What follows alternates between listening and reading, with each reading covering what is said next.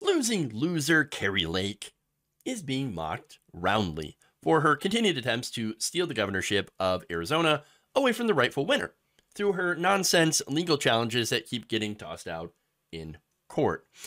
So now, central, of course, to Kari Lake's claim is that her voters were illegally denied access because of a ballot tabulator problem in certain precincts. So look, I actually think that that could be a valid argument if it had been proven that there were no alternative ways of casting ballots that didn't rely on that broken tabulator. So if they literally did not have any way to put in their votes, then yes, she would have a case, and that would be, okay, great, let's hear it out. Unfortunately, that was not the case. Election officials had alternate ways of making sure to tabulate those ballots, and so they were able to get around that issue without a problem. And so at the end of the day, what happened is Kari Lake had overestimated her support, her potential turnout, instead of accepting the reality that she was wrong. I know, imagine somebody doing some prognostication and getting that little prediction wrong. I know. And her turnout was not as strong as she had predicted / hoped for. But instead of accepting that, she decides, no. It is you who are wrong. It is the numbers that are wrong. Yes, it's the math that's wrong. I want a new election. To which I say, No. Stupid. Not going to happen. Not going to happen. So, look, by the way, all the information against Kari Lake is backed up by facts, even from Republican election workers. Nonetheless, Kari Lake has been trying to sue her way into the governorship by, of course, going and presenting the specter of unproven election fraud. There's so much election fraud. It might even be involving Jewish space lasers. I don't know. Maybe it's the woke mob. I don't know. It's something, anything, please help me. I don't want to lose. I just want to win. I just want to win. Well, sorry, dude. You lost. Sad day for you. You can run again. You can run again. But anyway, so now, that said, recently, the Arizona Republic's E.J. Montini offered a suggestion to Kari Lake, a not so serious suggestion, but nonetheless, for how she can actually take over the state. He says, why doesn't she just proclaim herself the Baroness of Arizona? Yes! Now you might be thinking, wait a minute, that sounds insane. Yes, of course. It is insane. But it turns out somebody actually tried to do that before. So here's a little bit of interesting Arizona history.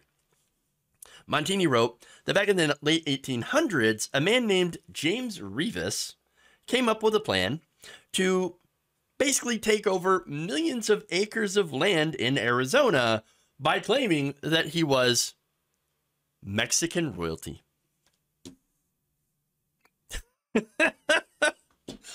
Rivas, which sounds a lot like Beavis, he decided to manufacture a fake family tree to forge documents and use his natural charisma in order to convince prominent citizens, politicians, and celebrities to believe that he actually was a member of the Mexican royal family with a legitimate claim to millions of acres of land under the Treaty of Guadalupe.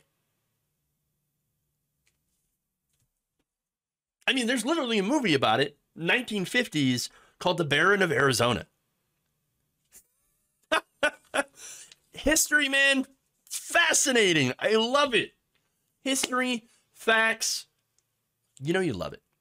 I know I do.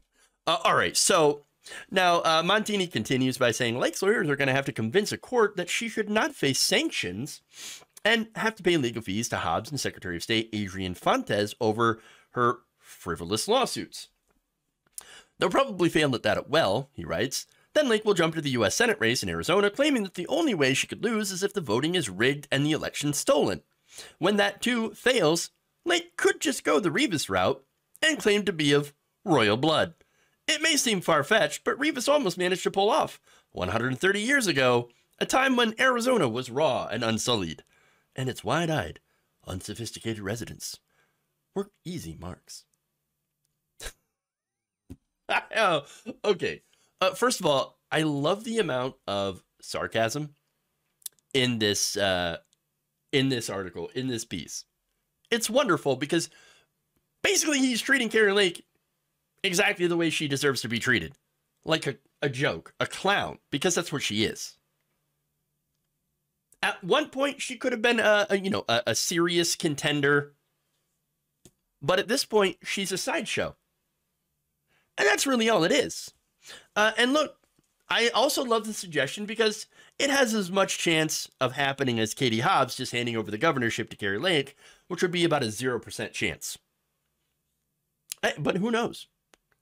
Look, maybe some of the people who follow Kari Lake and think, and buy into all of her nonsense, and there's unfortunately a lot of those people, they might actually believe her if she decides to claim nobility. Okay.